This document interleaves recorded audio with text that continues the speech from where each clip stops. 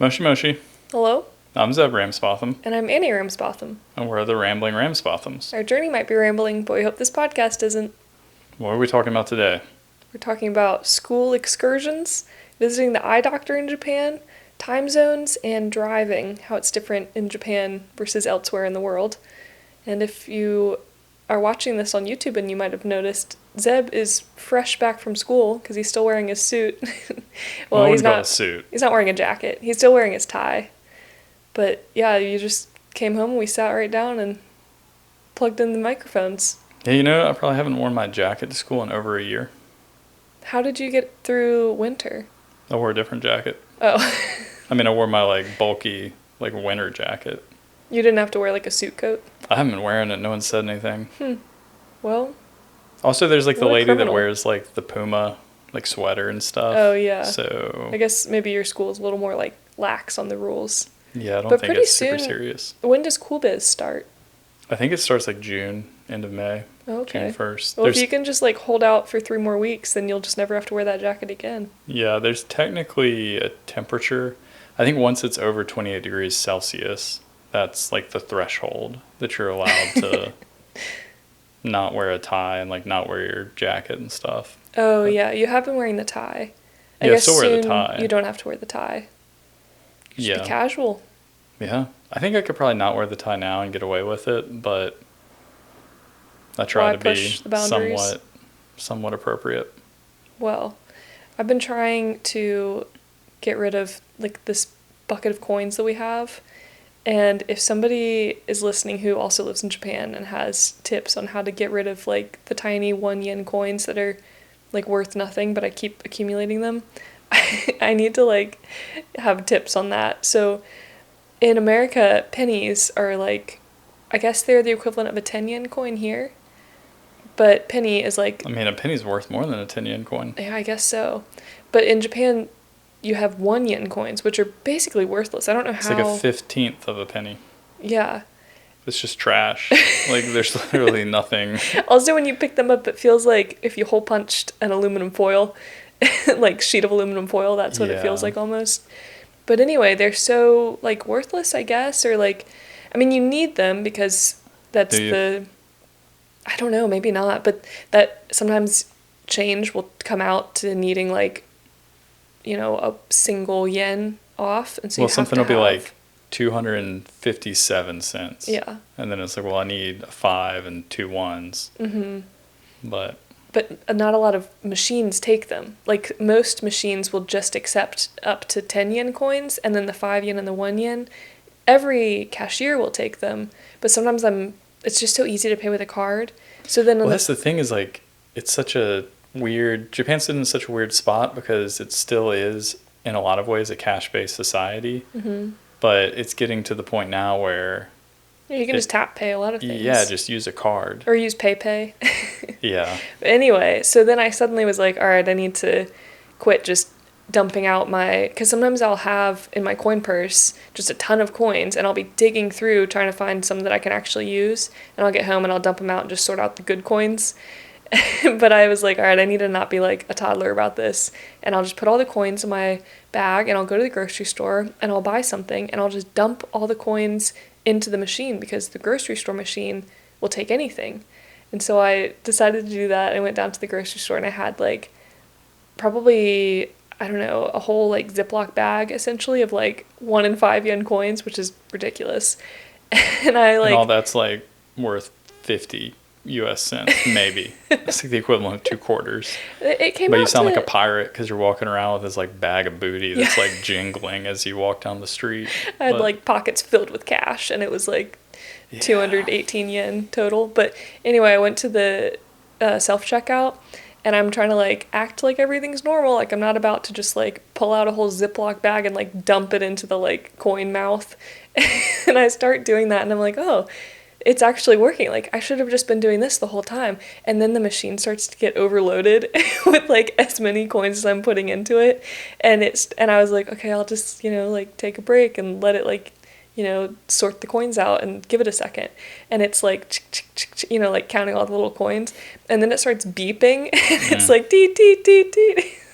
And I was like, oh my gosh, the people are going to come over and they're going to be like, oh, what are you doing? Why are you dumping, like, you know, a piggy bank's worth of single yen coins into here? So I, like, kind of let it chill out for a second, and other people at other self-checkouts are kind of, like, looking over at my machine, like, why is her machine, like, freaking out? And I'm like, nothing to see here, just trying to buy, like, a single carton of orange juice just with a bag full of coins.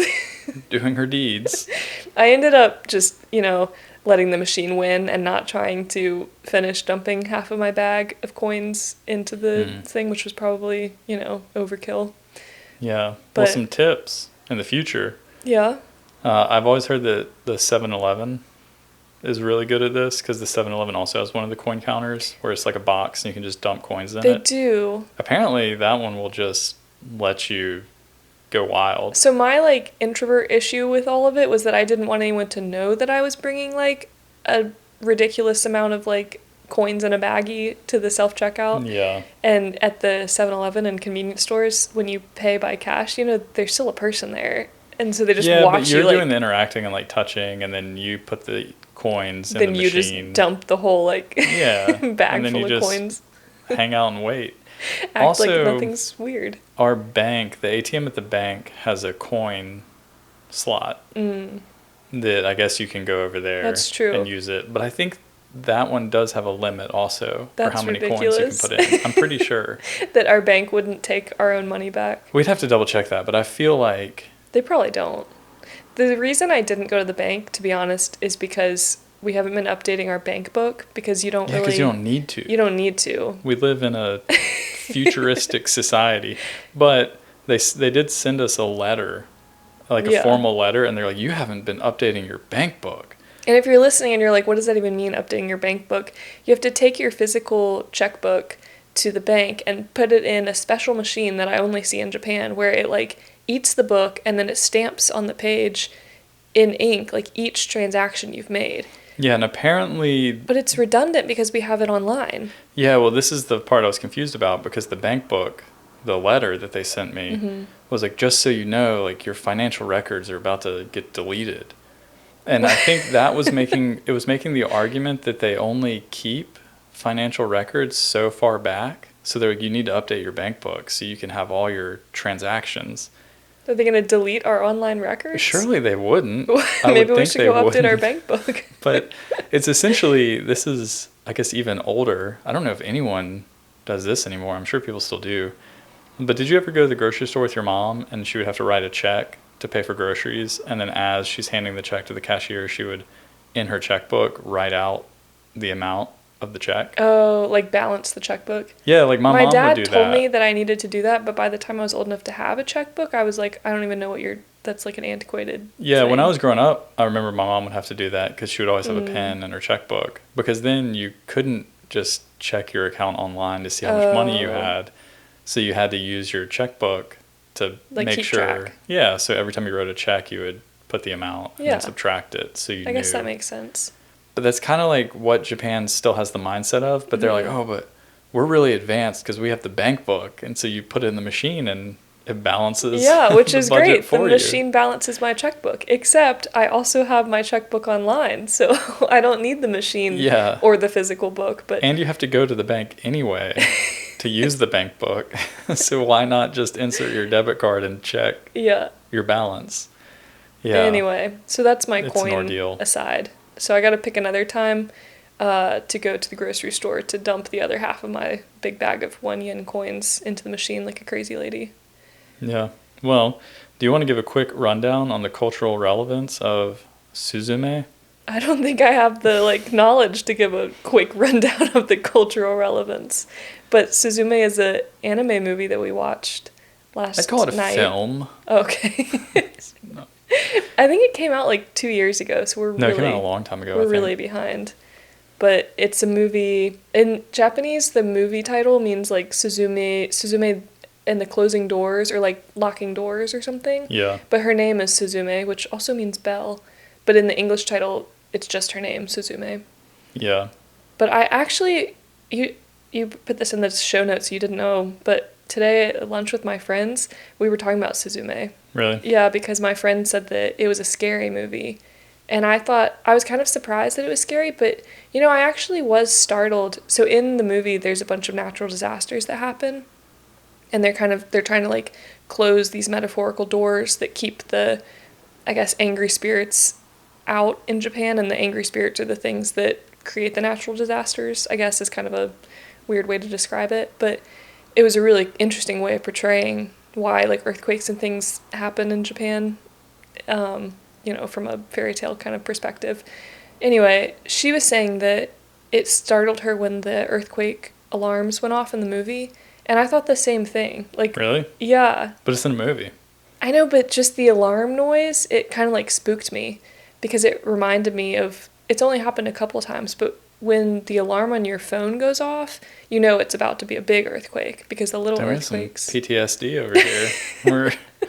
The big earthquake really freaked me out. And so all the little aftershocks that whole month after the big earthquake here, every time we got a ping notification, it would freak me out, because you get a couple seconds. Go, where is it? Well, you get a couple seconds of, like, how bad is it going to be, because you can't go anywhere or hide. You just have to wait it out. Anyway, that's an aside, but yeah, it was kind of it does have these little, like, startle scenes that... Yeah, so that's my whole issue with Suzume, is that it's a nice, quaint cultural commentary on, like, living alongside natural disaster and kind of living with the earth, but not really. But really just living with natural disasters and what that experience is like.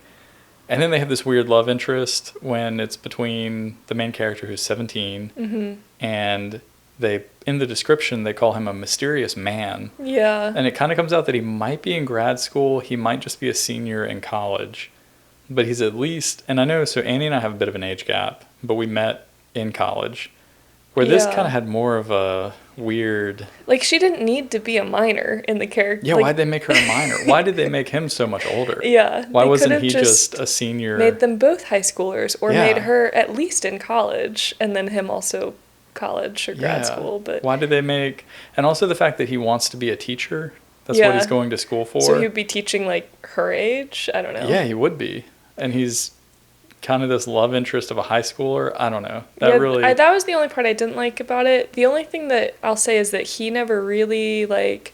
He didn't necessarily reciprocate. Yeah. So she just kind of had the crush, but still a little weird. It also makes... I'm pretty, I guess, cognizant of that, because I'm a high school teacher. And I do see it in the high school, that there are high school girls that have crushes on some of the teachers. Yeah, it's a little weird. And they'll bring them, like, gifts and give them stuff and bring them food. And unabashedly, I've had a student tell me that she loves me. I've had a student tell me that I have a beautiful face. I've also been told I have beautiful knees. It's an odd one. Yeah, the knees was a little... specific. It's kind of like, oh. You know what? And what can you say? Just thanks. Yeah, just please sit down. But it was said in the presence of other Japanese teachers who kind of laughed, not in a chiding manner, and told these students, hey, they're not super appropriate, just kind of oh, don't you think that's cute? Yeah. And I'm standing there thinking, no, I yeah, don't. Like, please don't say that to me. Yeah, like, don't encourage that kind of behavior. Yeah, I wonder if it's just normal to have these, like, high school teacher relationships in anime, so maybe they think it's, like, fine. Well, I think it's more of, like, a culturally, it's more, because could you imagine a movie in America that would come out recently where there's, I don't know. Like a high schooler and an adult love story? It's a little weird. Yeah, a little weird. Well. So that kind of knocked the endearingness of Suzume down a couple notches for me. And then also, I don't know. It just felt like, for me, it felt a little flat. I thought it was fairly obvious that the main natural disaster in the story was the 2011 Tohoku disaster. It was. And it was especially obvious because, like, on her diary, there was a date, and it was 3/11. And they used real scenery from the tsunami. Oh yeah, the boat. Like the boat that was on top of the inn. That was a real monument. When I was looking on Reddit, which, is never the place you go to find facts, but I was looking on there to see how old she was in the movie, because I was like, well, maybe we just thought she was high school, but she's older. But there were people who were, like, they didn't know it was based on the Tohoku tsunami. They just thought it was, like, talking about general natural disasters. So I don't know if that was as obvious, I don't know if maybe you aren't as up to date on what's natural disasters in Japan. Up to date on world news? Yeah, I don't know. That was a big deal. It was a huge deal. Mostly in the West because of the threat of the, nuclear meltdown and what that would mean. I think that really caught everyone's attention. But yeah, if you didn't pick up on some of those things, I guess you're not very in tune with global news. Well, I liked the movie more than I think you did. I just think so the only other movie that we've watched by this same guy is Your Name. Yeah, Your Name was really good. And Your Name was just so much better. So Suzume was a bit of a letdown when I thought in my head I was kind of comparing it to Your Name. But we're going to watch some other movies. So maybe well, yeah, I think so, right? Yeah, you want to watch a movie with me? One, we still need to watch Belle because that got recommended to us. And we still haven't seen it. I know. Tyler probably stopped listening because we never talk about Belle. Yeah. No, just kidding. Hi, Tyler. And there is something fun. So this is like one of the things that you can only do in Japan that is kind of fun for me. It's kind of nice to go to the convenience store, get your snacks, and then come back and watch some anime. Movie night. It feels very Japan. Yeah. So just there it is. Yeah. Anyway, well, maybe we'll do that. Something else is very Japan. School excursions. Is that very Japan? I guess so. It's funny. Something you've been doing. It's very... Well, I did one of them. Yeah. Well, I guess because it's been a holiday week, it makes sense that you and your school, even though you're high school, I think maybe, I imagine younger students would probably go out on field trips more often than high schoolers. So I was making fun of this because when we got to the station, there were elementary school kids everywhere. Yeah. And so I was talking to one of my coworkers because we were literally just going for a walk. And I kind of made fun of it. I pointed at the elementary school kids and I said, "Oh, we're doing the same thing." Yeah. And then we got to where we were going and it was literally filled with elementary school kids. It was like we were the only high school there. If I was one of your high schoolers, though, I would be so thrilled that we were just like going into town, Yeah, like, for me it was a much better day than sitting in the school. Yeah, you get to hang out with all your friends. Yeah, so what it was kind of fun. It was a school excursion, which they kept using the word excursion. Yeah, why not field trip? I guess they don't have the word field trip. And so they translated it as excursion. So we're going on an excursion. Sounds like an adventure. Yeah. So what it was is on Thursday, we had school excursion day. So this was the Thursday kind of before Golden Week Part 2. And I said I would go because they came to me and asked, they gave me 3 options. They're like, you can either take Ninkyu, so you can take the day off, or you can come to the school and stay at the school, or you can come with us on the excursion. And after I talked to him, the most fun option. Yeah, when I talked to him about what the excursion entailed, it kind of came to light that I would go to work late and leave early. Yeah, so even better. Yeah, wow, I'll go on the school excursion. Also, where is this excursion taking you? So that's what I was asking. I got a few different answers. So it's kind of funny because it seemed like the teachers I was talking with didn't We're just leaving quite school. know. Just going on a walk. Yeah. But what it was is I met them at Kanazawa Station, which is almost a disaster because at first I went to the top because they said underneath the dome. But apparently the 2 domes have different names. There's the Umbrella Dome, and then if you meet in the bottom, it's something Hospitality Dome. The second floor doesn't have a dome, I thought. It's just the basement. It's just the basement, but they still, for some reason, use dome. Okay. So I met them in the basement of the station. And it was funny. It's fun because it was the first year students, so they don't really know me that well. And I think for a lot of them, there's like a big novelty that, the ALT's here. So they were genuinely kind of excited to see me, which was pretty funny. It's very friendly. But the first thing I noticed is they were all wearing their PE uniforms. So they were all dressed for their walk. They don't get to wear their cute, like, high school uniforms. No. And I thought that I knew we were going to walk to Kanazawa Castle Park. And I thought maybe, we'll walk through Oyama Jinja, and maybe we'll walk through some other scenic sites. We kind of beelined straight to the castle park. We got there. The students got a scavenger hunt that had 3 random questions on it. That's cool. And then they walked around the castle park to do some stuff. Did you do the scavenger hunt? No, because I had to help get bento boxes Oh. Because the teachers, we each paid 1,000 yen and bought bento boxes. That's fun. A little park picnic. Yeah, it was nice, except the old man delivering the bento boxes kept getting lost. What? So I was with... He lives in Kanazawa. I think, yeah, there's a lot happening. So I was with my supervisor, and she kept having to call him, and he kept calling her, and then she would kind of be, the polite, like, oh, sumimasen, like, and then explain... Sorry, but where are you? Yeah, where we were, and then they would hang up, and then he would call back, and she would kind of explain it again, and then hang up. I think it was 4 or 5 phone calls. Wow. Before he finally found us. Oh, thank goodness. And we were able to get the bento boxes. That's good. Yeah. And so we had a nice little bento box lunch because the students finished their scavenger hunt. And then we had an hour to eat lunch. And then we walked back to the station. It's fun and easy. That was the end of the day. What about the second and third year students? I still don't know what the third year students did. Oh. The second year students went to the courthouse. Oh, that seems much less fun.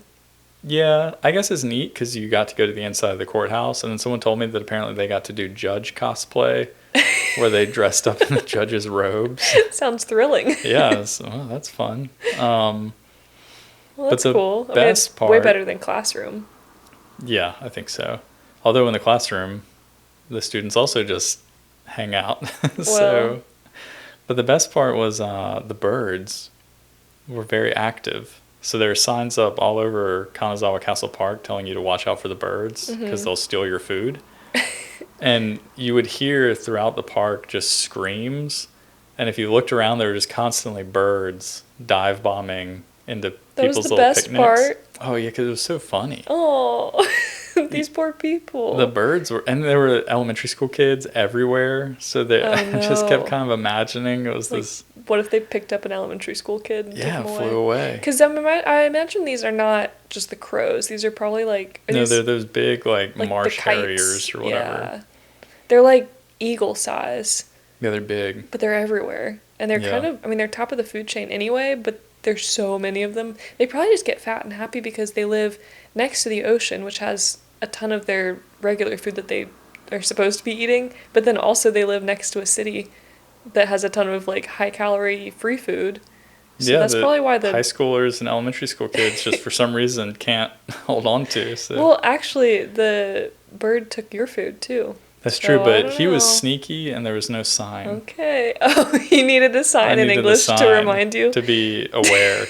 These kids, they would keep stealing from the same groups. Oh. Because the same group, I guess they were very loose with their food. I guess I would have thought, like, oh, if the bird stole my friend's food, I would be like, wow, bummer to be them, but, like, good thing I dodged that bullet, and then the bird would probably come take mine next. Yeah. So that was interesting. It was fun to see all the schools out, and we did get to see some very rare high schoolers. Oh. Because they were there in their PE suits, and they were bright blue. Oh. And one of my coworkers was like, you never see that. Why is that? They were like shocked. Why is that rare? What high school was it? No, I have no idea. Must have been like the central high school. You guys were coming in from the coast. Well, all the high school uniforms are kind of the same, either navy blue and then have a different color stripe, like a tracksuit. But these were like the fashion high school. Sky blue with kind of metallic stripes. It was a little intense. I want to be at that high school. And then I felt bad because then at the end, when we were all leaving, I mentioned something about, the second and third year students are wearing their high school uniforms. Yeah. And my coworker said, oh, yeah, because, it'd be embarrassing to be seen in your PE uniform. Those poor kids. Yeah, so I was like, so why do the first year students? Yeah. And she said that she thinks the second and third year students were going to go hang out in the city. Kind of, I guess, a big city day. Yeah, well, what about the first year? What if they wanted to hang out in the city? That's what I was confused about, because I was like, I guess they're not, maybe they're not seen as old enough, so we have to chaperone them back to the station. It's like 1 year difference. Yeah, and then from the station, I imagine they didn't have to go straight home. Yeah. I imagine they could have just gone back into the city. It's so funny that she was like, oh, well, obviously, because it's embarrassing to be seen in those outfits. Yeah, she was like, the school uniforms are so much cuter. Oh. I was like, yeah, I mean. And then that's when she told me that an ALT that she worked with before bought one of the school uniforms as a souvenir. Wow. And I said, well, that's interesting. And she said, do you want one? And I said, no. If you came home with like a school uniform, that'd be so weird. Yeah, just a high school uniform. Yeah. I was Unless curious, it was though. like as a gift for someone else who's in high school. But just to like wear Maybe, it, yeah. it's a bit like if I just wore a high school uniform around town, it would be a little weird. But we have talked about on the podcast before that some couples do that. Yeah, true. There's the idea that you dress up in your high school uniforms to try and reclaim lost time. Yeah, I guess that's kind of cute if you're both in it. I don't know. Yeah, I don't know. I was curious though because I wanted to know how much it cost. Mm-hmm. Just because, I mean... They're probably expensive because I have to wear them every day. She said that she thinks they're not that expensive. Well, I had to wear a high school uniform, and I was so glad to never have to wear that thing again. Yeah, I never did that. Yeah. It wasn't, like, all that bad. You never have to decide what to wear every day. But it was, I don't know. I was not really a plaid skirt kind of person anyway. And that's kind of what you wore. You could wear pants, but they were, like, the ugliest. They, like, made it so unflattering. So it was like, well, why would I want to wear that? I'll just wear the skirt, I guess. You know? It's a rough life. Yeah, rough life. Speaking of rough life, I had to go run errands this week. Yeah, some of us can't see. Yeah, I'm not, I don't have that bad vision, but I did have to go to the eye doctor because I haven't been this whole time that we've been in Japan. I did kind of get by because I got new glasses. You also brought a bunch of contacts with you. I did. I brought like a year's supply of contacts with me because you can, and so I was like, well, might as well. And my prescription hasn't really changed, so I was like, well, I'll just bring as many as I have.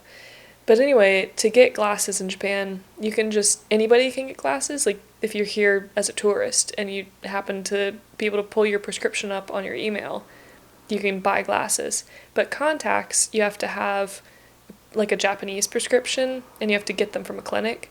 So I finally needed some new contacts, and I was like, okay, I'll work up the courage to call, because calling in Japanese still kind of scares me, because you can't really read people's like facial expressions and stuff, and people talk so quickly on the phone. Yeah, and this is also where people talk about how much English there is in Japan. And honestly, on signs, yeah, sometimes there's a lot of English, but when you're trying to speak to people, sometimes there's not a lot of English. I guess so usually when you call somewhere, I don't blame them either. It is Japan. But then when you call somewhere, you pretty much always have to rely on your ability to speak Japanese. Well, yeah, and which sometimes makes it a little... It's just a little daunting, but it's not a big deal. I mean, I need to practice, but... So I called and I asked for an appointment, and they were like, oh, you don't need an appointment. You can just walk in. Just bring your insurance card. And I was like, okay, cool. So that's the first, like, major difference. Usually in America, I have to, like, have eye doctor appointments booked pretty far in advance. I just showed up and waited. I had to put slippers on again, which is... I don't ever have to wear slippers at the doctor's office in the U.S., but I'm pretty used to that by now. Because pretty much any medical thing, for whatever reason, you put slippers on when you go in. You know where you couldn't wear slippers? Where? The school excursion. Oh, yeah. It specifically said slippers and Crocs. You needed to wear athletic wear. Oh, because you guys were tromping around town in the PE outfits. That's funny they said no Crocs. Yeah, they specifically said Crocs. Really? Yeah. I'm sure that they just took the brand name and now it's the term for that type of shoe. So, yeah, no Crocs.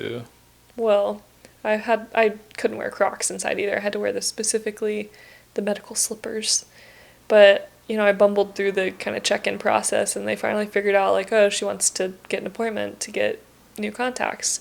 Take a seat, we'll just call your name. And I don't know, I kind of was like, I guess I'll just wait here. Like, I don't know how long the process is going to take.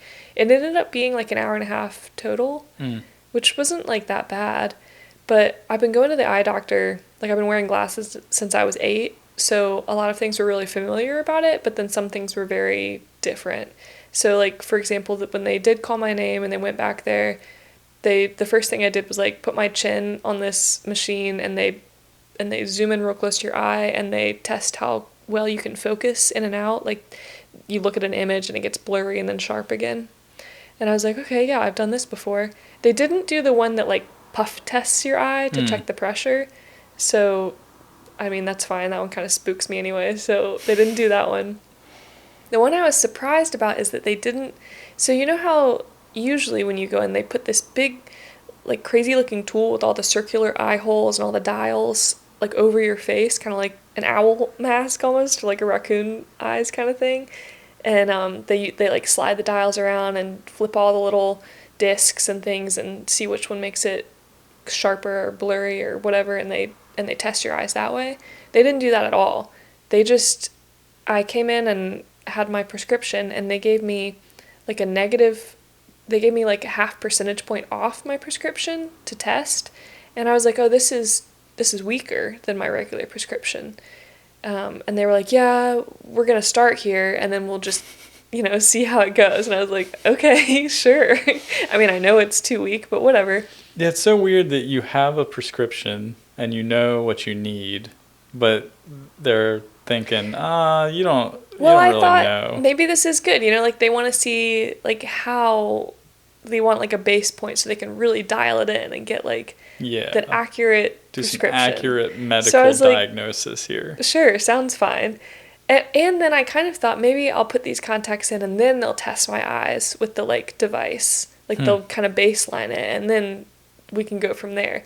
So we put them in, and then they had the Snellen eye chart, which is the one that has like the letters that are facing like up, down, side to side. Was it not the thing that's just the circle that has the gaps in the circle? Yeah, in America that's it's what we did for a driving test. Yeah. That's the only reason I know what that one is, because they would ask you, and you'd have to say like, oh, ue or shita. Yeah, it's migi. The same thing. But in America it's usually, for whatever reason, a capital letter E, and this is more like a capital C, except more closed, almost like a circle.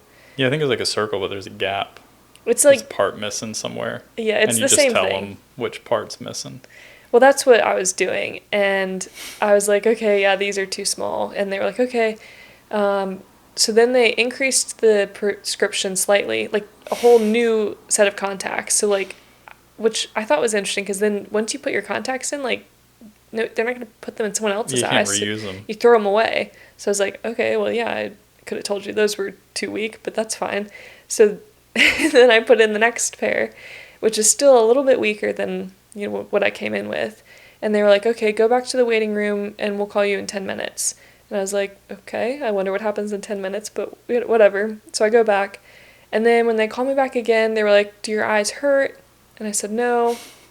And I was like, maybe that's friendly. They're just making sure that these contacts are comfortable. Because they were pretty much the same as the ones that I usually had, just a different name brand, but they were like the same contact. So I was like, oh, that's nice. They're just checking. And then they had me do the test again, and it was a little bit blurry, but I could still make out like which way the shapes were facing. Well, yeah, because it's not that difficult of a test, especially if you squint hard enough, and it's kind of easy to tell. I know which side of a circle doesn't have a especially connection. Like even if you can see double, you can still see that the two are facing left. So like I could tell, oh, it's facing left, but like I can see double. But I was kind of like, oh, it's a little hard, but like, yeah, I can read it. But because I could read it, they were like, oh, that prescription is fine for you. And I didn't realize that. I thought they were like, okay, great. So now we're going to send you to the doctor and they're going to test it. So they sent me back to the waiting room and I was like, okay.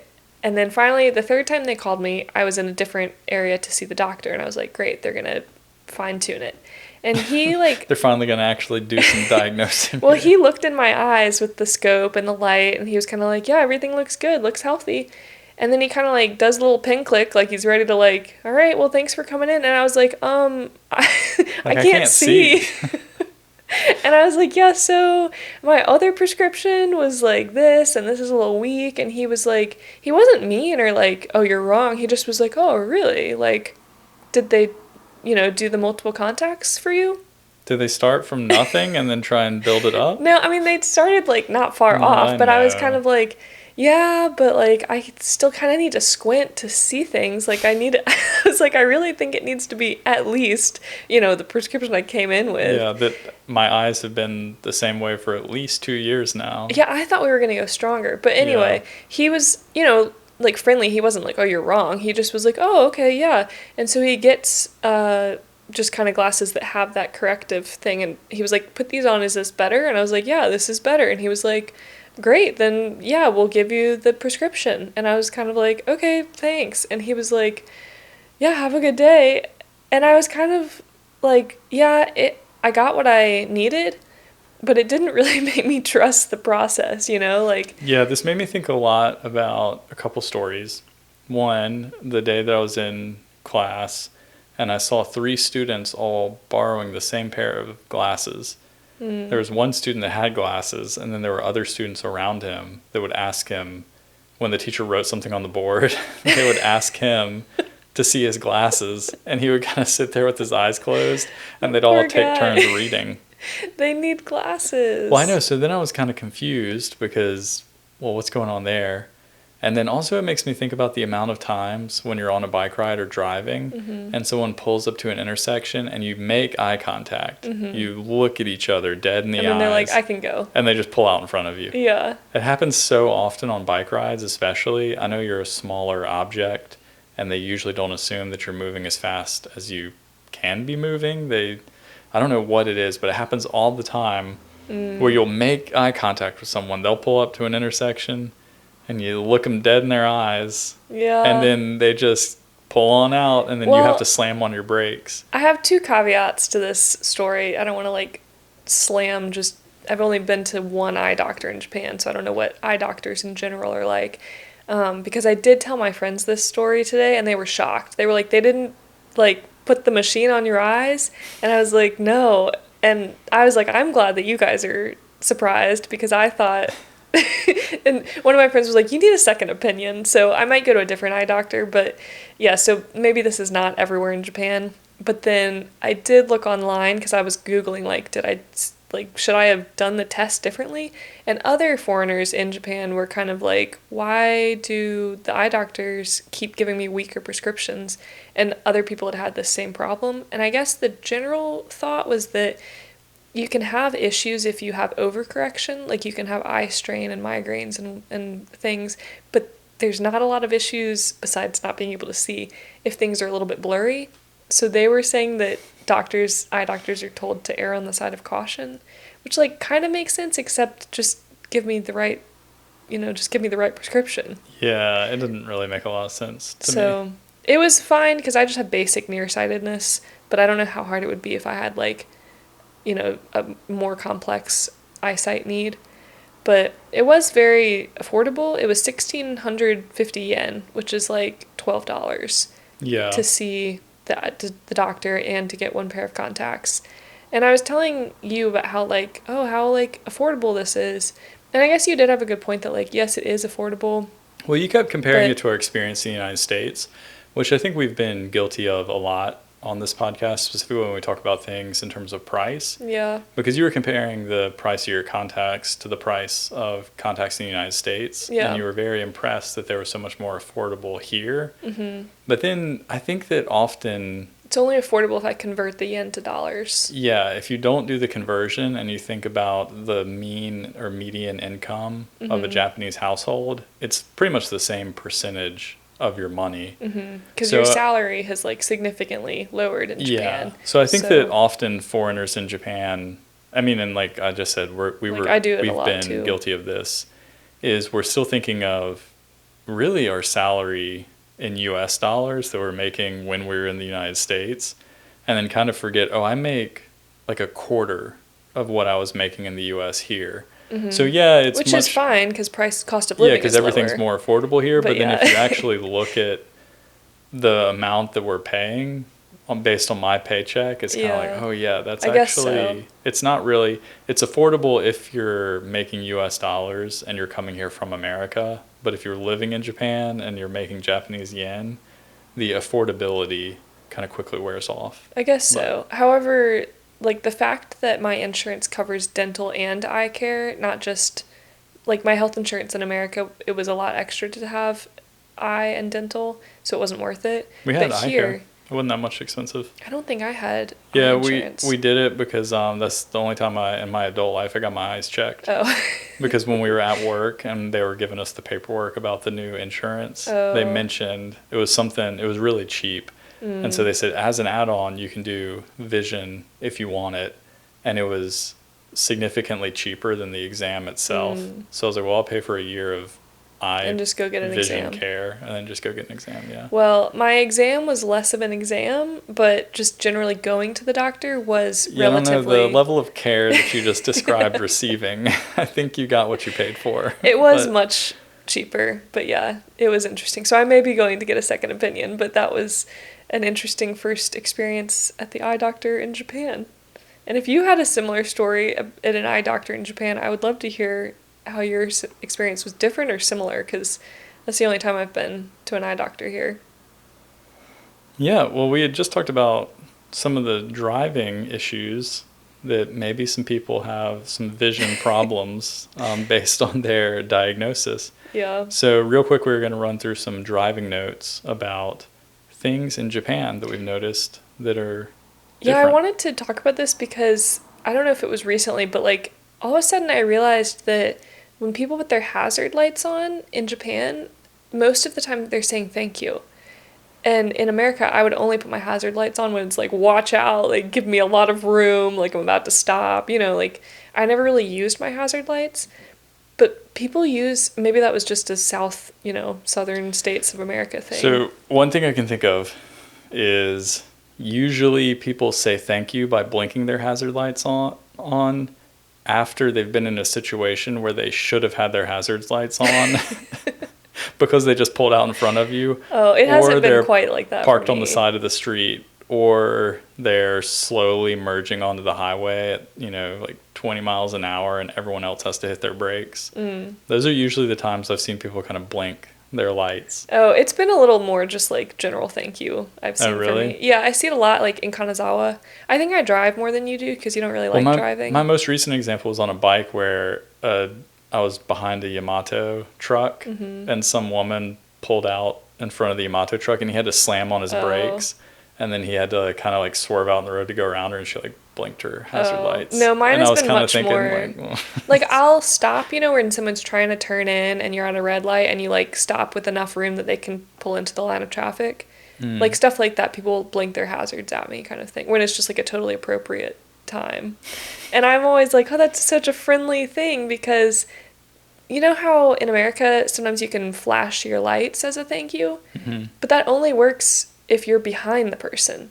And a lot of times, if somebody's done something nice, I usually want to thank the car behind me. That's when you can just do the little wave. I just like the hazards because it's so much more visible and easy.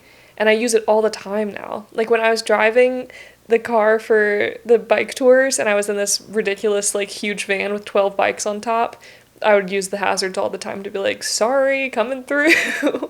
And, like, thank people for letting this big vehicle in.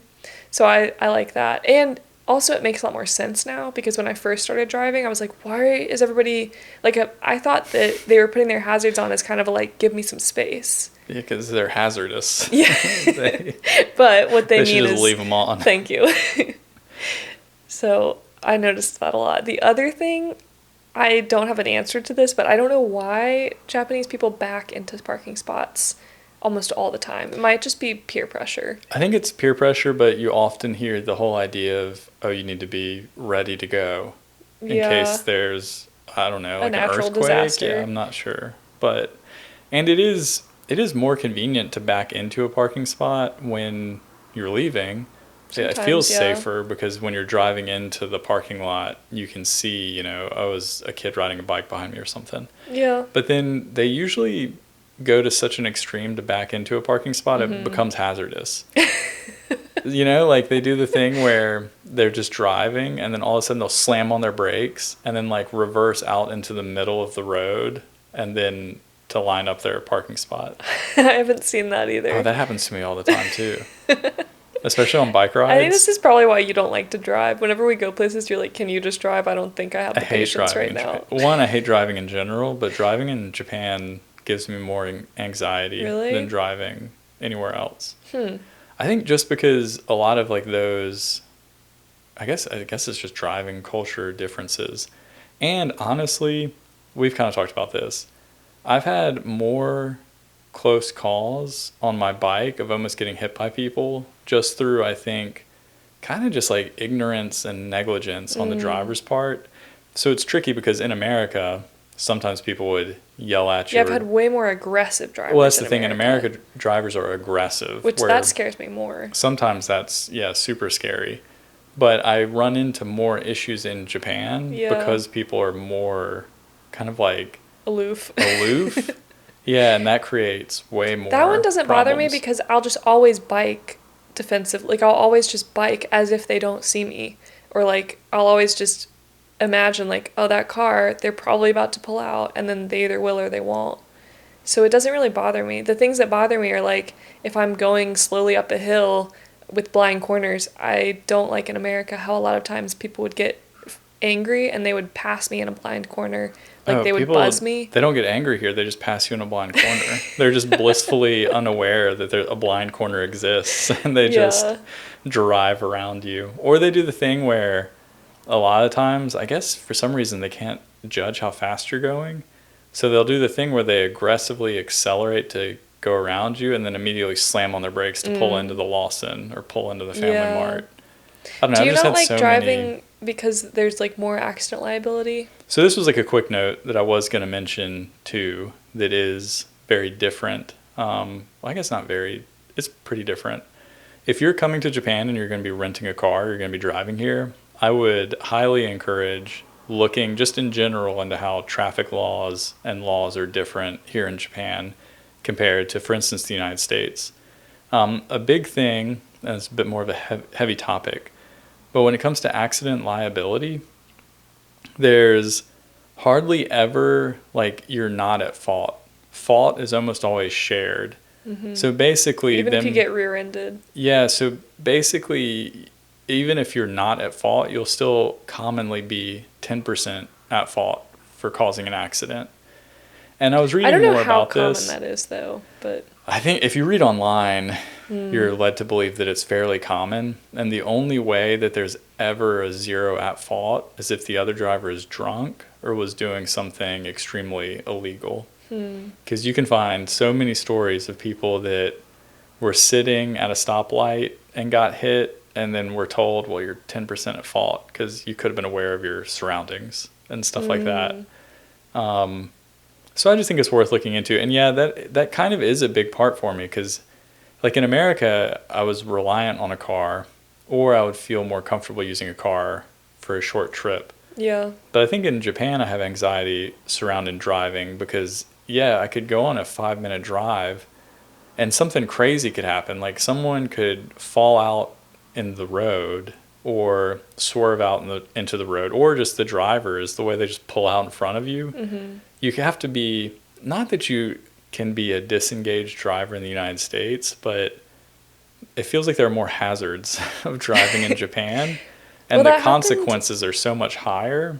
And yeah, it just makes me more anxious. The house across the street from our apartment, one time there's kind of a blind corner, and one of the girls that lives there was biking home from school, and I guess she had pulled out of the blind corner at the same time a car was driving around, and there's no mirror at this corner. And I only know this because... And there are no stop signs. I've done this before because there's no stop signs and no mirror, and you just kind of, like, turn the corner real quick. Well, the car hit her, and she was okay, but it did bend the bike, and the guy was, like, freaking out. Like, he was like, are you okay? And now I think he probably is freaking out because he's probably like, oh my gosh, I might go to jail. Like, I just hit a child on a bike. Well, this is another thing, is personal injury in Japan, especially when you're driving, is like a criminal liability. So there was a recent story where a foreigner got held in jail for days because they hit a moped driver, and the moped driver had, like, a scraped knee. Oh. So they had to do, like, a medical check on the driver to make sure they weren't injured. That seems like a very and they held the person in prison. Well, I guess because you're a foreigner, so they want to make sure you're not just going to leave the country. I guess. That seems extreme. Yeah, I don't know. The case where the car hit the child, the police did come, and it was kind of like, oh, what's going on outside? Like, there was, like, a lot happening. It was a big scene. But it ended up being okay. Like, they didn't, the police don't come and, like, drag you away to jail. But it is kind of they did have to do this full report, and they were out there for, like, hours. Yeah. So it just, to me, there's more anxiety surrounding driving here in Japan. And there is always the thought in the back of my head, there's a big court case going on right now where specifically cops in Tokyo, one guy did admit that they were told in training to target foreigners. So it is it's like always in the back of my head that I feel like Japanese people can kind of get away with being a little aloof with societal laws and actual laws because the fallout for them isn't necessarily quite as big because you can't deport, you're not going to do something to them. But for us, it feels as if the stakes could be higher if we made an accident or we made a simple mistake. Yeah, maybe so. It feels like for us, a simple mistake can go from a simple mistake to, oh, this is going to be life-changing, you know? Yeah, I don't want someone listening to this who, like, wants to use their international driver's license in Japan to be, like, too afraid to do that, because I think it's fine to drive here. But yeah, I mean, I still got my license, and I do still drive here. Yeah. But yeah, I'm much more mindful, which kind of sounds bad, because I was, like, I'm a very mindful driver in the United States, especially as a cyclist. You're just more nervous. Yeah, I'm just more nervous driving in Japan. Well, speaking of police driving, they drive with their lights on whenever they're on patrol, which that also freaked me out at first because I would be biking and I was like, oh my gosh, this cop car has their lights on and they're coming up to me at this red light. Like, are they pulling me over? And then they wouldn't do anything or look at me or anything. And I realized that they just drive with their lights on whenever they're on patrol, which I guess they turn the siren on when they're going to pull you over, but it was a little, like, I think they spooky. They shout through the...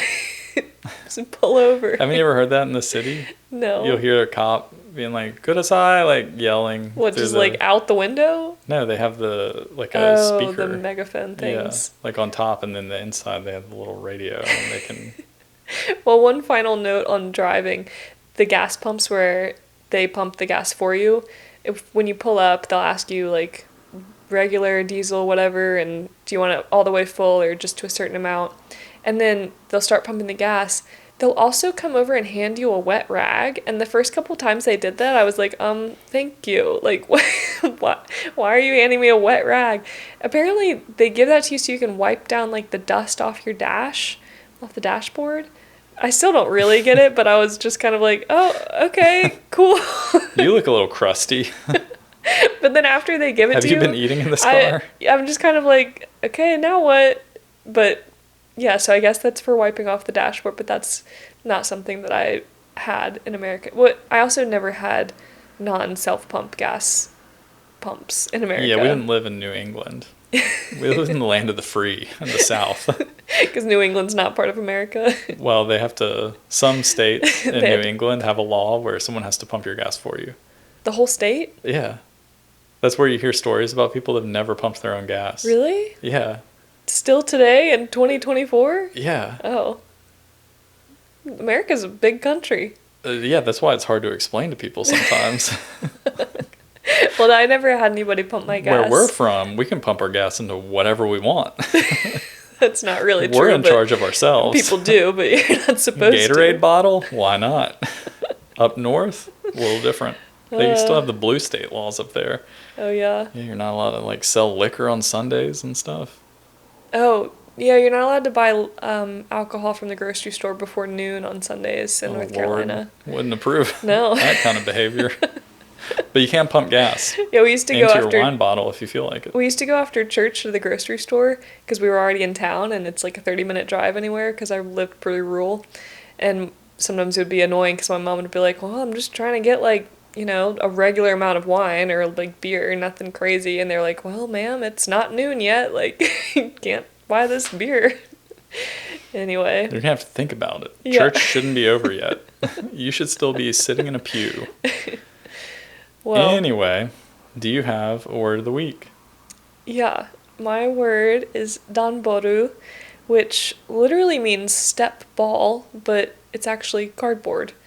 As in, danboru hako is cardboard box. Yeah, it's funny that they even use the katakana word boru for ball. Yeah, I don't really understand. So why? Step ball. But then if you think about it, what is cardboard, you know? I guess like cardstock and board. I don't know. But yeah, danboru is cardboard. And I had to ask to buy danboru at the post office. I'm trying to find where I can get cardboard boxes to start packing, sending things. But yeah. Apparently also in the manga series Yotsuba, which was recommended to us as like a introductory level kind of beginner manga if we want to try to practice reading. Mm-hmm. But I never actually got into it because I'm not a very good student apparently. But Donbo is a fictional character who's like, he looks like a robot made out of cardboard boxes, but his name is Donbo because it's Donboru is cardboard box. So yeah, that's my word. What's your word? Mine is dorobo. Dorobo. Which is thief.